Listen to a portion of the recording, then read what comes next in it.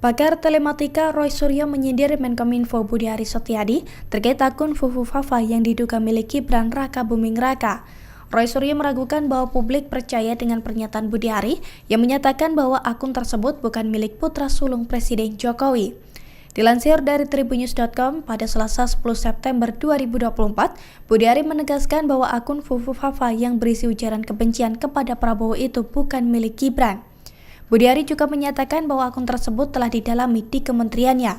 Terkait hal ini, Roy Suryo menyarankan Budi Aris untuk diam dan tidak banyak berkomentar soal akun Fufu Fafa agar tidak tampak kekonyolannya. Terlebih, Budi Aris telah terbukti gagal dalam melaksanakan tugas dan tanggung jawabnya saat menangani PDN atau Pusat Data Nasional dengan kasus kebocoran data.